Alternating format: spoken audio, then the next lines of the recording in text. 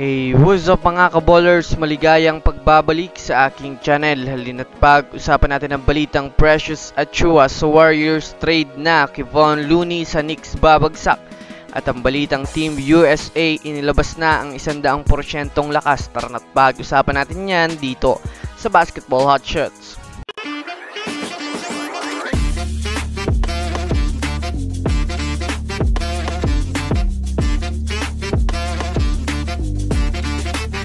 Muna tayong dumako mga kaballers sa balita patungkol sa inilabas na nga po ng Team USA ang kanilang 100% na lakas sa Paris Olympics. Well, alam naman nga po natin mga kaballers ng nakaraang exhibition games ay hindi pa gaanong kumpleto ang kanilang lineup mga kaballers sa kadahilan ng may iniindang injury pa nga po mga kaballers si Kevin Durant.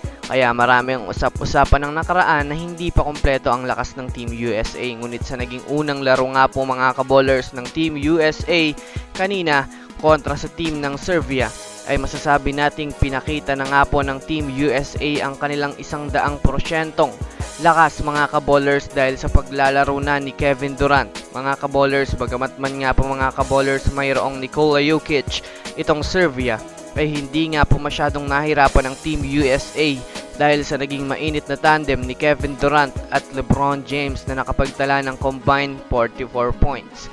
Kaya kung titignan natin ng mabuti, opisyal na nga pong inilabas na ngayon ng Team USA ang kanilang matinding lineup para sa 2024 Paris Olympics. Samantala, dumako naman tayo mga kaballers sa balita patungkol sa kupunan ng Golden State Warriors.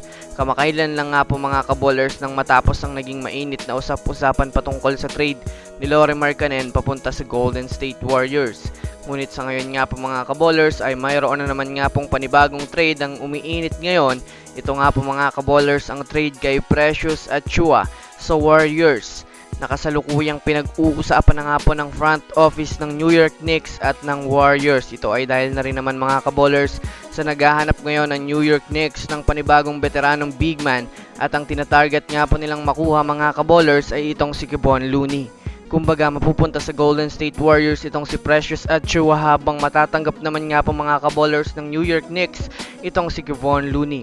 Kung susumadayan nyo natin mga kaballers, isa nga po itong win-win trade situation lalo pat pareho nga pong magbe-benefit ang magkabila ang kupunan. So yun lamang mga kaballers, yun lang naman na pag-uusapan natin ngayon. Pindutin ang subscribe and hit nyo na rin ang notification bell para sa mga susunod na updates sa mundo ng basketball. Again, this is Basketball Hotshots.